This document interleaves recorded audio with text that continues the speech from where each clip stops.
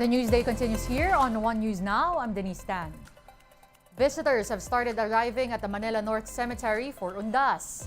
To tell us the latest situation on the ground, we have Marian Enriquez reporting live from one of the country's oldest and largest cemeteries. Marian, how are you there, and are you seeing a lot of people today?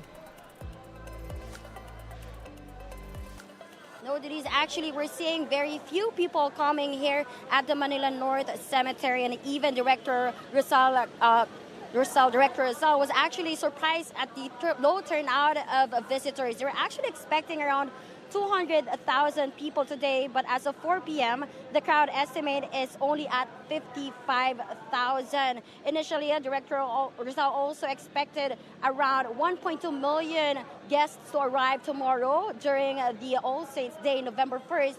But based on their monitoring right now, they're only expecting around 500,000 people. One of the main reasons, according to Castañeda, maybe people went to provinces to vote for the barangay and SK elections. Strictly prohibited at the main gate are alcoholic beverages, playing cards, sound system, perfumes, lighters, bladed weapons like knives and scissors, and also pet animals. The visiting hours for Manila North Cemetery are strictly from 5 a.m. to 5 p.m. No visitors will be allowed beyond 5 p.m. and people who are still inside will need to vacate by 7 p.m. Interior Secretary Ben Hirabalos inspected the Manila North Cemetery earlier today and was pleased at what he saw and how the administration prepared for the influx of the people. There are police help desk tents, Red Cross for those needing medical assistance, and we've also seen several portalets at every corner of the cemetery. They also offer free ride using an e-trike, and they also have wheelchairs for the elderly or PWDs. Then so far, it's generally peaceful here, and there's no reported cases of missing children nor any untoward incidents in the cemetery. Back to you. Thank you very much. Again, that was Marian Enriquez reporting live.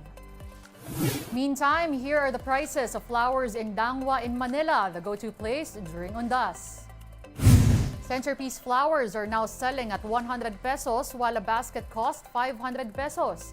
A one-sided basket of flowers range from 700 pesos to 800 pesos while a bouquet costs between 700 pesos and 900 pesos. For 10 pieces of carnation, these go for 200 pesos while 6 pieces of white radish cost 150 to 200 pesos. For those visiting other cemeteries tomorrow and on Thursday, here are a few reminders. Take a look at your screens now for prohibited items. These include pointed or bladed weapons, flammable materials, illegal drugs, liquor, portable cooking stoves, and loudspeakers. Pets are also not allowed in some cemeteries like Manila North. Over at the Manila South Cemetery, thousands have already visited to avoid tomorrow's crowds. Let's bring in Gio Robles, who's reporting live from there. Go ahead, Gio. Denise, more than 600,000 people are expected to flock to Manila South Cemetery, where I am reporting right now, for Undas 2023. Authorities say since pandemic restrictions are over, more people are expected to visit their loved ones. Beginning today, South Avenue and Vito Cruz going to Manila South Cemetery are closed to traffic. Vendors of flowers and candles are prohibited inside the cemetery. The Philippine National Police stressed that stricter protocols are in place to ensure peace and order. To avoid overcrowding at the main entrance of Manila South Cemetery tomorrow, November 1st, stairs have been set up along Metropolitan Avenue and Kalayaan Avenue. First aid stations are available as well in case of emergencies. Around 40 e-tricycles or e-trikes have been deployed to offer free rides, especially to our elderlies and PWDs. Some people we spoke to wanted to avoid the influx tomorrow, so they came to visit on the eve of Undas. Denise, as of 4 p.m., the crowd estimate at Manila South Cemetery is close to 19,000. Visiting hours is until 5 later, but the Manila South Cemetery will reopen tomorrow around 5 in the morning. Denise, back to you. Thank you, Gio. Again, that was Gio Robles reporting live from the Manila South Cemetery. More stories coming your way after a quick break. Stay with us.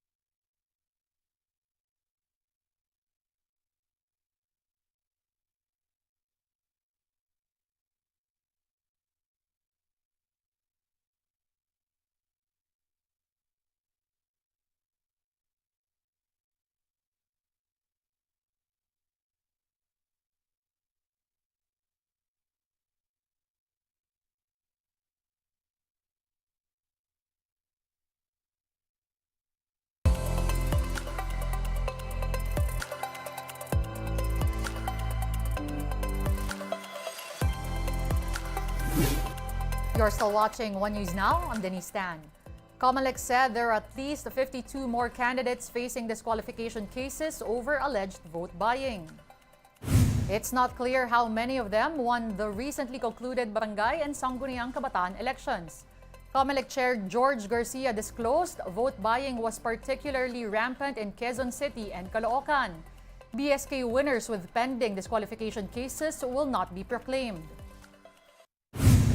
Ngayon po madami pa po kami mga iniimbestigahan na tungkol po sa mga nai-report sa atin na issue po ng vote buying. Again, sinuspend po namin, Sir Ted, ang proklamasyon ng lahat na may kaso sa amin na disqualification na ang patungkol ay ang ground ay vote buying, illegal campaigning or premature campaigning.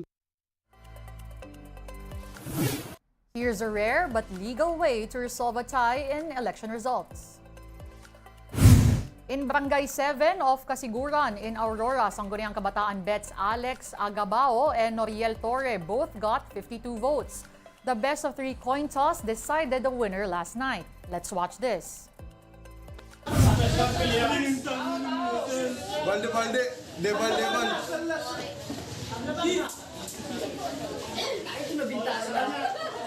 1-0. Isa pa.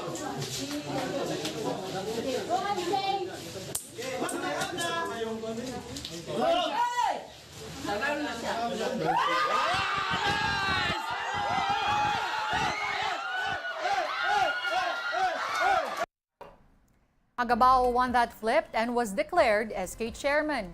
There have been a few instances in past local elections when a tie in votes was broken by a coin toss.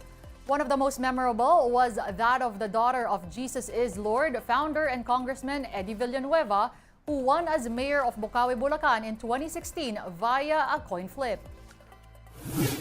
Here now's a glance at today's other top stories. Japanese Prime Minister Fumio Kishida is on an official visit to the Philippines on November 3 and 4. President Bongbong Marcos will welcome Kishida during a ceremony at the palace.